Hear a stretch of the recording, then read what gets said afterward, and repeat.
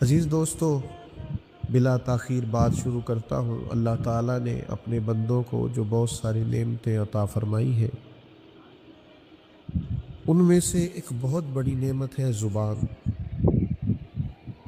آپ کبھی بے زبان جانور کو دیکھیں، اسے جتنی مرضی بھی تکلیف ہو، جتنا مرضی بھی درد ہو، اور جتنا مرضی بھی کسی چیز کی اس کے خواہش پیدا ہو، وہ اپنا ما فی الضمیر بیان نہیں کر سکتا۔ لوگ ترس کھا کے کہتے ہیں اس بے زبان پہ رحم کرو، یہ تو بیچارہ بول ہی نہیں سکتا، بتا ہی نہیں سکتا۔ زبان اللہ کی بہت بڑی نعمت ہے، لیکن یاد رکھیے گا، جب نعمت کا صحیح استعمال کیا جائے، صحیح جگہ پہ اسے استعمال کیا جائے تو وہ شکر ہوتا ہے، اور جب اسی کا استعمال غلط کیا جائے تو ناشکری ہوتی ہے۔ زبان کا بھی درست استعمال کرنا، یہ اس نعمت کا شکر ہے، لیکن اپنی زبان کا غلط استعمال کرنا، اس سے جھوٹ بولنا، بددیانتی کے لیے زبان کو استعمال کرنا، غیبت کرنا، بہتان ترازی کرنا، یا لغو باتیں کرنا، بیکار باتیں کرنا، یہ اس نعمت کی ناشکری ہے۔ اور ایک پہلو یہ بھی ہے کہ جو لوگ درست بات بھی کریں لیکن بہت ہی زیادہ کریں، ہر وقت ہی بولتے رہے، ہر وقت ہی بات کرتے رہے، ان کے لیے بھی ہمارے بزرگوں نے ادب یہ لکھا ہے کہ خیر الکلام ما قل و دل، بہترین بات وہ ہوتی ہے جو مدلل ہو، جامع ہو اور مختصر ہو۔ آپ بہت زیادہ باتیں کریں گے، بہت زیادہ گفتگو کریں گے تو وقار ختم ہوگا، آپ کی بات کی قدر نہیں رہے، لوگ کہیں گے کہ اس کی تو طبیعت ہے، ہر وقت بولتا ہے۔ تو اپنی گفتگو کو ایک تو ہمیشہ خوبصورت بات کی جائے۔ قرآن مجید فرماتا ہے وَقُولُوا لِلنَّاسِ حُسْنًا، لوگوں سے جب بات کہو تو اچھی بات کہو، خوبصورت بات کرو۔ جب لوگوں سے بات کرو، ایک تو بات اچھی کرے، کوئی بیہودہ، کوئی لغو، کوئی بیکار بات کبھی نہ کرے، اور ایسی گفتگو جو آپ کی شخصیت سے میچ نہ کرتی ہو، یعنی اتنا معزز آدمی ہو کہ خدا نہ خواستہ اگر گالی دے اور بیہودہ اور عبث اور لغو بات کرے تو لگے گا کہ یار اس شخص نے اپنے آپ کو پہچانا نہیں۔ اچھی بات کرے، ہمیشہ معقول بات کرے، اپنے گھر کی چار دیواری کے اندر بھی، اپنی اولاد کے سامنے بھی اپنے لہجے کو غیر محتاط کبھی نہ کرے۔ ایک بزرگ میرے پاس آیا کرتے تھے تو مجھے کہنے لگے بڑا شور کرتا ہوں گھر میں اور بڑا احتجاج کرتا ہوں، اس کے باوجود بھی میری کوئی بات نہیں سنتا۔ تو میں نے کہا کہ ایک سادے آدمی کا سادہ نسخہ آپ استعمال کریں، ہو سکتا ہے آپ کی پریشانی کا کوئی حل نکلے۔ تو کہنے لگے وہ کیسے؟ میں نے کہا آج آپ نے گھر جانا ہے تو کوئی شور نہیں کرنا، صرف السلام علیکم کہہ کے اپنے کمرے میں چلے جانا۔ تو فرماتے مجھے دوبارہ ملے تو کہنے لگے میں السلام علیکم کہہ کے اپنے کمرے میں چلا گیا تو جس بہو کو کئی آوازیں دیتا تھا وہ نہیں نہ آتی تھی، 10 منٹ گزرے تو آگے کہنے لگی ابا جی طبیعت ٹھیک ہے، کوئی چیز چاہیے تو میں لاؤں؟ چپ رہسیں تے موتی مل سن، تے ذکر کریں تے ہیرے۔ تو میرے عزیز، اپنی گفتگو کو بے وقار نہ کریں، اپنے انداز کو بے وقت نہ کریں، تھوڑی بات کریں، معقول بات کریں۔ اور پھر ایک اور بات بھی ذہن میں رکھیں کہ ہماری جو گفتگو ہوتی ہے اس کا ہمیشہ اثر ہوتا ہے۔ آپ کی بات سننے والے 2 لوگ ہوں یا 2 کروڑ ہوں، بات کا اثر ہوتا ہے۔ آپ اپنے دوستوں کے بیچ بات کر آتے ہیں، آپ کا خیال ہوتا ہے انہوں نے توجہ نہیں کی، آپ کا خیال ہوتا ہے کہ انہوں نے آپ کی بات کو اہمیت نہیں دی، حالانکہ آپ کی بات وہ وقتی طور پر انکار کر بھی دے، لیکن گھر جا کے سوچتے ہیں کہ یار میرے فلاں دوست نے یہ بات کی تھی۔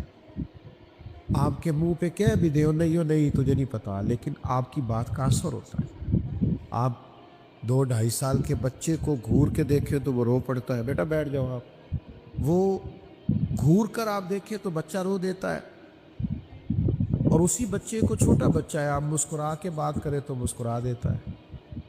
اس کا مطلب ہے چھوٹے چھوٹے بچوں پر بھی بات کا اور لہجے کا اثر ہوتا ہے۔ پھر ہمارے اپنے اوپر بھی ہماری باتوں کا اثر ہوتا ہے۔ آپ کسی شخص کو کوئی ہنسنے والی بات سنانے لگے، کوئی مزاح والی بات سنانے لگے ہنسنے والی تو بات کرنے سے پہلے آپ خود نہیں ہنس پڑتے. کچھ لوگوں سے بات ہی نہیں ہوتی, وہ اتنا ہنستے ہیں, لوٹ پوٹ ہوتے جاتے, ہنستے چلے جاتے ہیں, محو ہوتے چلے جاتے ہیں اپنی مسکراہٹ میں, اور ابھی بات سنائی نہیں. اور اسی طریقے سے کوئی رونے والی بات کرنے لگے, اپنا کوئی دکھ سنانے لگے تو بندہ بات کرنے سے پہلے خود رو نہیں پڑتا. ابھی بات بیان نہیں کی لیکن آنسوؤں کی جھڑی لگ گئی. اس کا مطلب ہے ہماری باتیں صرف معاشرے پر ہی اثر نہیں کرتی, ہماری باتیں ہم پر بھی اثر کرتی. آپ 2 دفعہ اپنی زبان سے کہ چھوڑے جی میں نے بڑی خدمت کیا والدین کی, وہ نہیں راضی ہوتے معاذ اللہ. آپ 2 دفعہ یہ کہیں آپ کا دل سخت ہونے لگے گا ماں باپ کے بارے میں, لیکن اگر آپ یہ کہیں کہ یار نہیں ماں باپ ہی ہوتے, ان کا اکرام کرنا, ان سے پیار کرنا یہ بڑا ضروری اور بڑا اہم مسئلہ ہے. تو بھائی میرے یاد رکھیے گا اور سمجھ لیجئے گا کہ ایک تو زبان اللہ کی نعمت ہے, اس کی قدر کریں, اسے غلط جگہ پہ استعمال نہ کریں. اور دوسرا یہ کہ یہ مت سمجھے کہ آپ کی بہت زیادہ باتوں سے آپ کی قدر بڑھے گی. آپ کی گفتگو جتنی محتاط ہو, جتنی جامع ہو, جتنی مدلل ہو, اس قدر زیادہ اس کے اثرات بہتر ہوں گے. اور تیسری بات میں نے یہ عرض کی کہ ہماری باتوں کا معاشرے پر بھی اثر ہوتا ہے, لوگوں پر بھی اثر ہوتا ہے. اور چوتھی بات یہ کہ ہماری باتوں کا ہم پر بھی, اللہ آپ کو جزا دے, آپ تو یاد رکھنے لگے ہیں باتیں ماشاءاللہ سے. باتیں کمزور نہیں. آج کل نا ہمارے ہاں ہمارے مذہبی اسٹیجوں پر بھی جو لوگ بات کرتے ہیں کمزور بات کرتے ہیں. بعض لب و لہجے شستہ نہیں, اچھا نہیں لگتا. یا دینی سٹیج پر آپ کا یہ انداز نہیں ہونا چاہیے. جچا تلا, آپ آواز اونچی نہ کریں, دلیل مضبوط کریں. آپ کی دلیل تگڑی ہونی چاہیے, اس میں آواز ہلکی بھی ہو گئی تو گزارا چل جائے گا. دلیل سے مضبوط ہو. آپ وہ ہمارے نقیبے محفل ہوتے ہیں نا تو بھاگ کے ادھر چلے جاتے ہیں, پھر بھاگ کے ادھر آ جاتے ہیں. بھی آپ کیا کرنے لگے, کہتے ہیں میں جملہ دینے لگا. کوئی جملہ دینا ہے, بم چلانا ہے کوئی. آپ کہتے ہیں آرام سے جو بات کرنی ہے, اس میں آپ تقدس کا خیال کریں, اسٹیج کی پاکیزگی کا خیال کریں. تو گفتگو تو کرنی ہے تو اچھی بات کریں, حوصلہ افزائی کی بات کریں. خیر, اور آپ کو بتاؤں نبی پاک علیہ السلام نے فرمایا 2 بھائیوں کی صلح کرانے کے لیے تمہیں خلاف واقعہ بھی بات کرنی پڑے نا. یعنی بظاہر لگے کہ جھوٹ ہے لیکن بول دو 2 دوستوں کی صلح کرا دو, 2 بھائیوں کی صلح کرا دو. لیکن یہاں لوگوں کو دور کرنے کے لیے تو جھوٹ بولتے ہیں, قریب کرنے کے لیے خلاف واقعہ بات نہیں کرتے.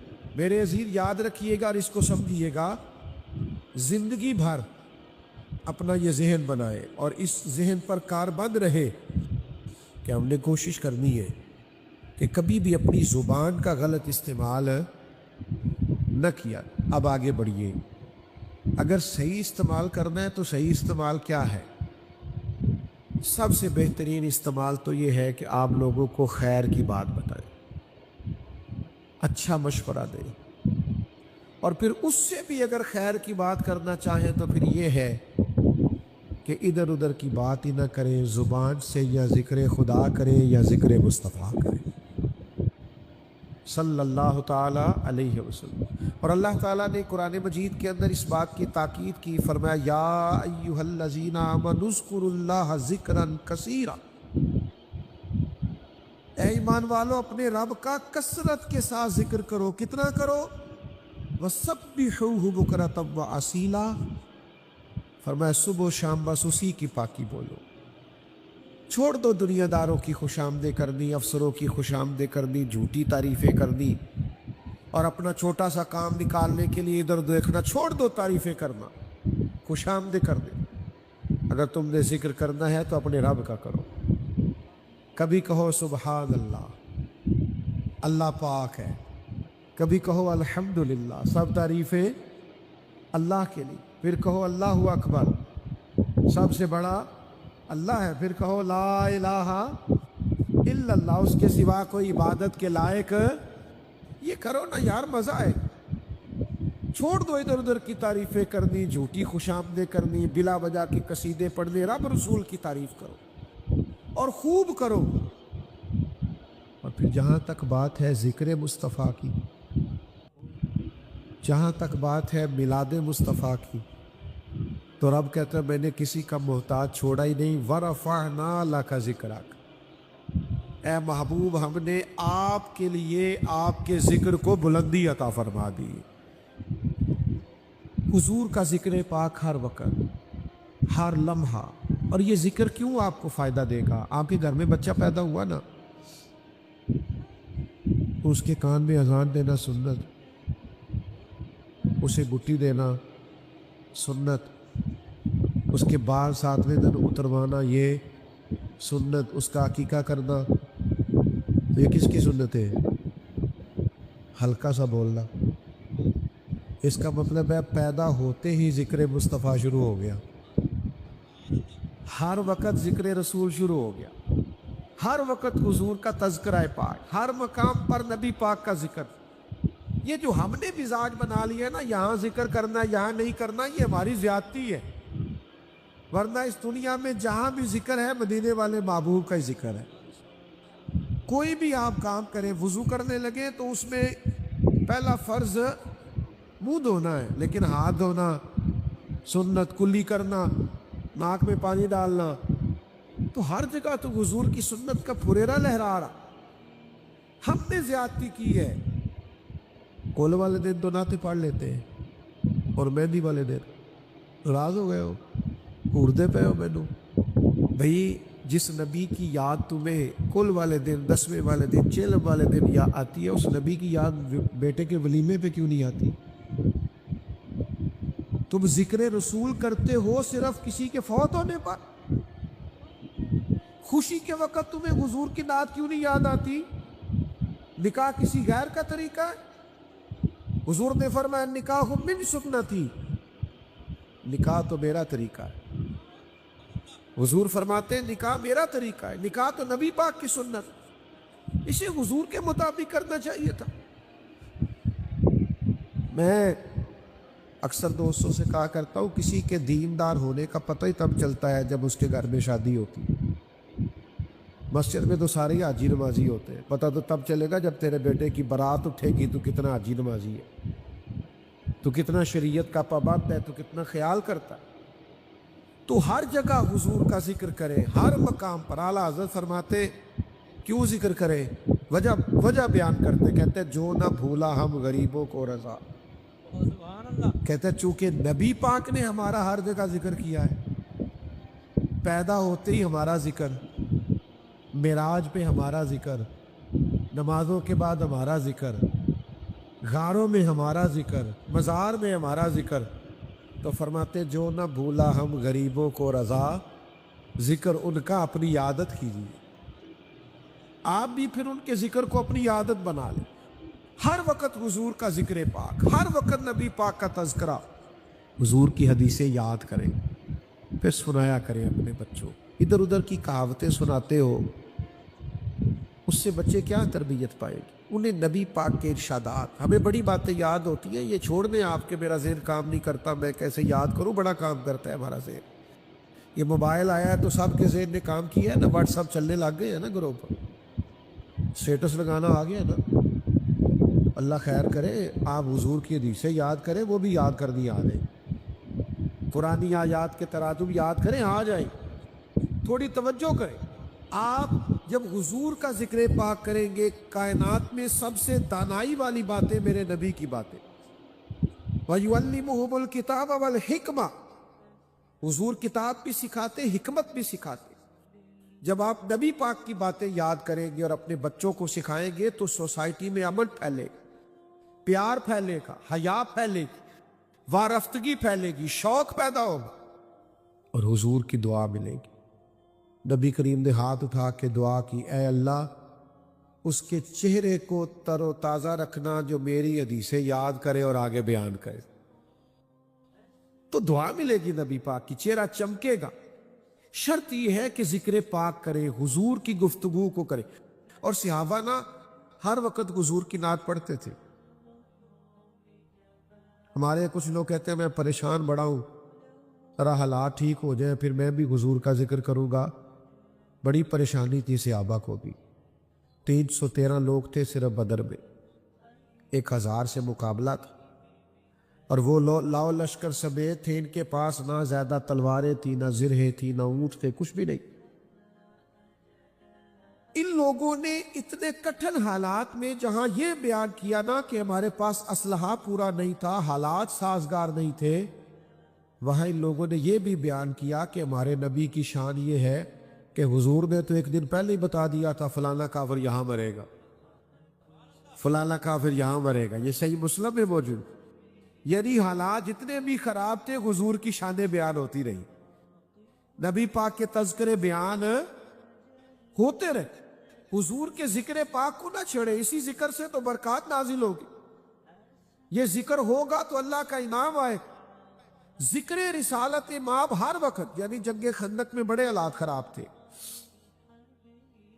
بڑی شدید مشکلات تھی، صحابہ کرام نے پیٹ پر پتھر باندھ رکھے تھے، بھوک سے شدت تھی، انہوں نے یہ بھوک بھی بیان کی ہے کہ ہم نے پیٹوں میں پتھر باندھے ہوئے تھے، اور ساتھ یہ بھی بیان کیا کہ حضرت جابر ابن عبداللہ نے 4 لوگوں کا کھانا پکایا تھا، پر نبی پاک سینکڑوں کو لے کے گئے تھے، سب کو پورا آ گیا تھا۔ حضور کی نعت وہ کبھی بھولتے نہیں، ہر وقت حضور کا ذکر پاک کریں، نبی پاک کے ارشادات کو یاد کریں، حضور کی سنت کو یاد کریں۔ کوئی کام کرنے لگے تو دیکھیں پہلے یہاں میرے نبی کا طریقہ کیا ہے، حضور نے یہ کام کس طرح کیا۔ اپنے رویوں سے، اپنے لب و لہجے سے ہر وقت نعت خواں بنے رہے۔ یہ رسمی سا انداز نہ اختیار کریں کہ کوئی محفل ہوگی تو چلو نعت ہوگی۔ میرے عزیز، ہر وقت ذکر، ہر وقت ذکر، ہر وقت نبی پاک کا ذکر۔ ہاں، یہ ذکر باقی اذکار کی طرح نہیں ہے، اس ذکر کا کچھ ادب زیادہ ہے۔ سبحان اللہ۔ میری آپ طبیعت دیکھ رہے ہیں، نزلہ زکام کیسا ہے، پھر بھی آپ سے بات کر رہا ہوں، تو مجھے امید ہے آپ پیار بڑا کرتے ہیں، ناراض نہیں ہوگے۔ کر لو 1-2 باتیں، تسی نہ کر دیو نہ ہاں کر دیو، لڑے جاب دیو، 1-2 باتیں کر لو تھوڑی ناراضگی والی۔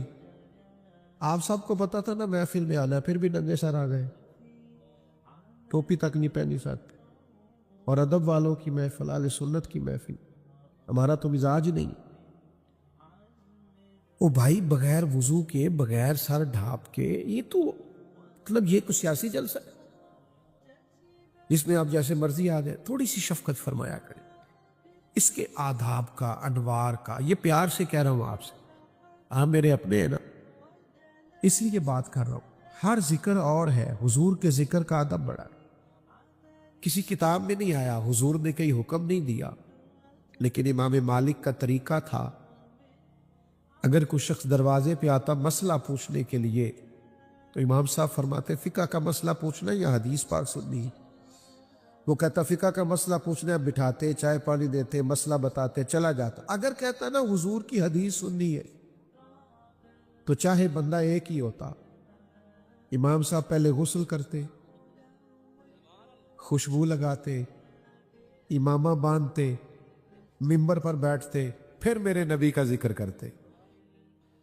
یہ حضور کا ذکر پاک، اس کے آداب، اس کا طریقہ، اس کے اندر جاذبیت، اس میں امتی کی وارفتگی نظر آئے، یعنی کسی نے کہا نہیں۔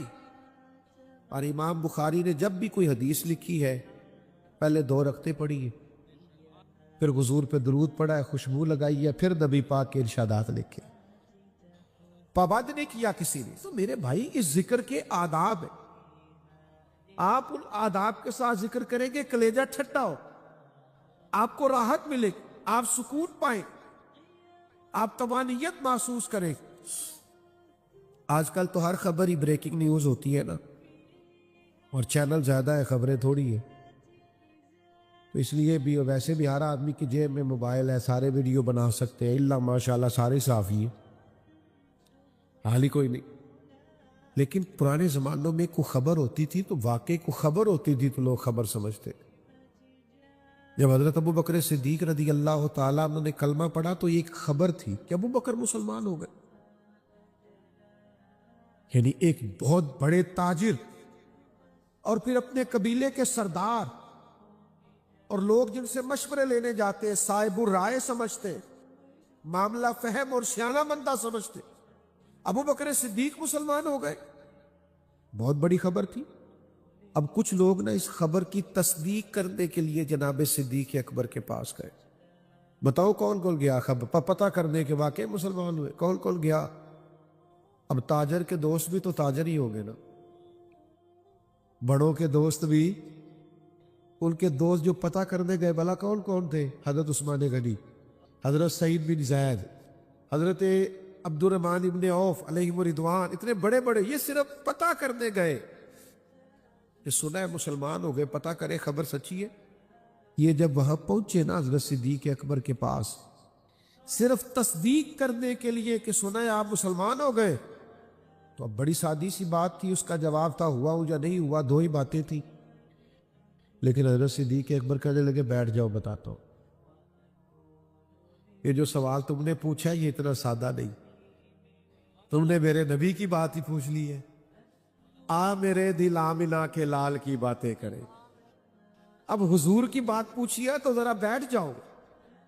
حضرت صدیق اکبر نے انہیں بٹھا لیا۔ علامہ اسماعیل حقی علیہ رحمہ نے لکھا ہے اس ذوق سے جناب صدیق اکبر نے نبی پاک کی بات کی، کبھی حضور کے اخلاق عالیہ کی بات کی، کبھی میٹھے بولوں کی بات کی، کبھی معاف کرنے کے جذبے کی بات کی، کبھی عطا کرنے کی بات کی، کبھی نواز دینے کی بات کی، کبھی کریم کے کرم کرنے کی بات کی۔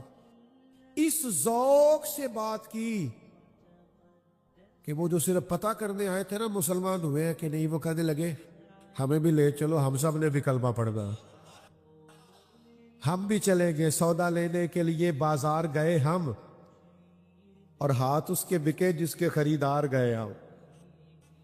تو بھائی آپ حضور کا ذکر پاک کریں، یعنی کوئی سنے تو اسے لطف تو آئے نا، آپ کے لب و لہجے سے حسن چھلکے، ذوق چمکے، طبیعت تازہ ہو جائے، بیمار صحت یاب ہو جائے، کلیجہ ٹھٹا ہو جائے۔ آپ حضور کا ذکر ذرا جم کے کیا کریں، حضور کا ذکر پاک کریں۔ تو مجھ سے ناراض نہ ہونا، یہ ہماری سیاسی تقریریں ہوتی ہیں نا، تو ہمارے یہ جو امیدواران ہوتے ہیں اسمبلیوں کے، ان کو اپنے لیڈر کا نام بڑا اچھا لینا ہوتا ہے، قائد عوام اور قائد جمہوریت اور فلانا اور فلانا۔ حضور کا نام لینا پڑے تو ان کو مشکل آتی، کیونکہ جڑا کم روز کریے نا وہ پھر ادا۔ تو میں کہتا ہوں میری جماعت میں آنا، کسی بزرگ کے پاس بھی بیٹھ، یہ نعت اسے بھی آتی ہوگی، مل جاون یار دیاں گلیاں اسا ساری خدائی کی کرنی، اتنا تو ذوق اس کا بھی ہوگا کہ تیرا کھاواں تے تیرے گیت گاواں یا رسول اللہ۔ تو عزیز آپ سنیں جی، سنیں اللہ جل بیٹا، کچھ خطیب ایسے ہوتے ہیں جو بغیر نعروں کے بھی ساری تقریر کر جاتے ہیں۔ آپ سبحان اللہ آہستہ بھی کہیں تو ہمارا گزارا ہوگا، اللہ کے فضل سے نہ داد کی ضرورت ہے نہ امداد کی ضرورت ہے، بس آپ بات سنیں اور سمجھ لیں تو یہی ہمارے لیے بڑی داد۔ اور بیمار ہوں، زیادہ بات کر بھی نہیں سکتا، بس بات کو سمیٹوں گا تھوڑی دیر میں۔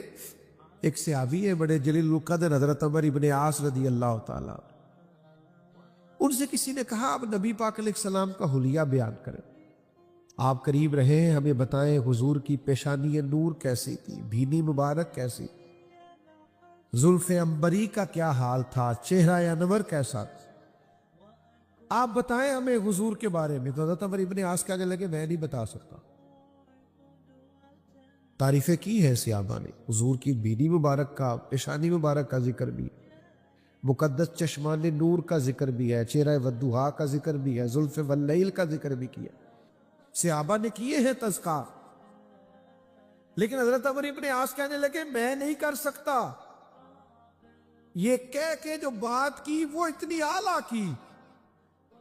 کہنے لگے یہ ذکر تو وہ کرے جس نے جی بھر کے دیکھا ہو، اپنی تو جرت ہی نہیں تھی۔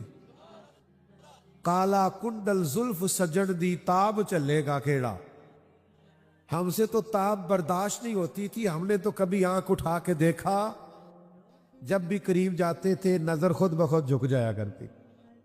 یہ دیکھو نعت نہ کہہ کے کتنی بڑی نعت کہہ دی۔ कितनी बड़ी बात कर दी हजरत अमर इब्ने आस।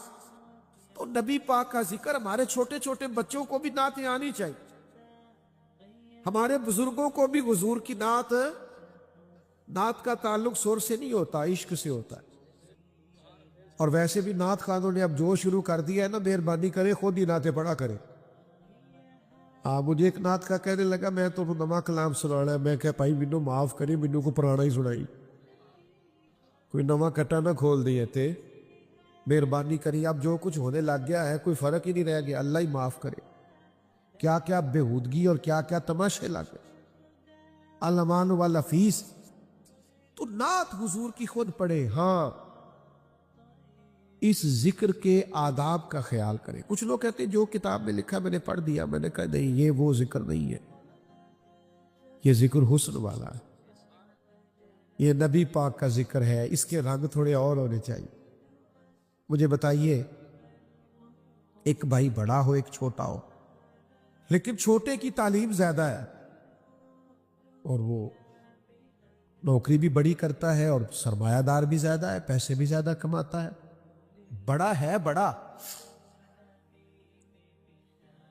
लेकिन उसके पास डिग्रियां भी थोड़ी हैं, तालीम भी कम है, पैसे भी कम है। अब दोनों इकट्ठे बैठे थे तो एक आदमी ने उनमें, एक शख्स ने उनसे पूछा कि तुम में से बड़ा कौन है? तो क्या वो जिसका ओहदा बड़ा है वो बताएगा मैं बड़ा हूं? बड़ा कौन है? जिसकी उम्र ज्यादा है। बड़ा कौन है? समझ आ रही है कि नहीं? बड़ा कौन होता है? जिसकी, अब ओहदे नहीं बताए जाते, उम्रें बताई जाती हैं। भी आप में से बड़ा कौन है? तो कहेंगे जी ये मेरे बड़े भाई है, मुझसे इतने साल बड़े। यही बात होती है ना। लेकिन ये आम लोगों के लिए कुलिया है। जहां बात आए ना मदीने वाले रसूल की, फिर कुछ कुलिये, कुछ जाब्ते, कुछ कायदे बदल जाते। नबी पाक सल्लल्लाहु ताला अलैहि वसल्लम के चचा हैं जनाब अब्बास, हुजूर का जिक्र आए तो कायदे बदल जाते। हजरत अब्बास रदी अल्लाह ताला अन्हु से किसी ने कहा कि आप बड़े हैं कि हुजूर? तो जाहिर है जो पूछ रहा था वो जानता था कि वो नबी है। नबी नहीं, नबीउल अंबिया है, इमामुल अंबिया है, नबियों के भी नबी है, सैयदुर रसूल है। तो उसे ओहदे का तो पता था, वो तो उम्र पूछ रहा था। लेकिन ये जिक्र रसूल है ना, इसके कायदे जरा अलग है। हजरत अब्बास से कहा आप बड़े हैं कि हुजूर? तो जवाब देखें, ये है जिक्र रिसालत माफ करने का तरीका।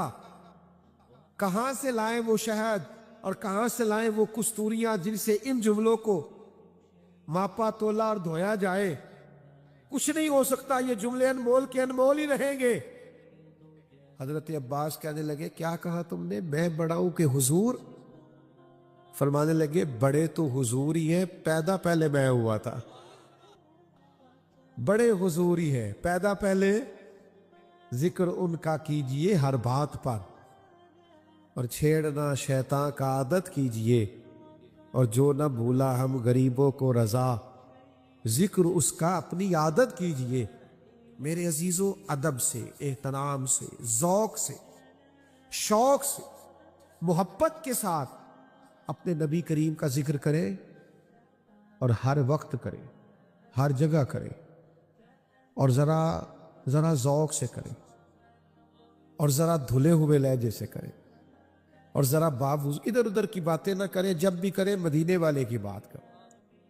बाकी बातों से ना आपने नाराज नहीं होना। वो हमारे मजहबी स्टेजों पे हम कभी कभी जाते हैं तो हमें लिस्ट मिलती है, कहते हैं ये मेहमान खुसूसी है, इसका भी नाम लेना है, इसकी ज़ेरे सदारत है, इसका भी नाम लेना है, इनकी ज़ेरे सरपरस्ती, इनकी ज़ेरे निगरानी। तो मैं उन्होंने कहना घर तो तुसा मैनू आख्या सी नबी पाक की तारीफ करनी,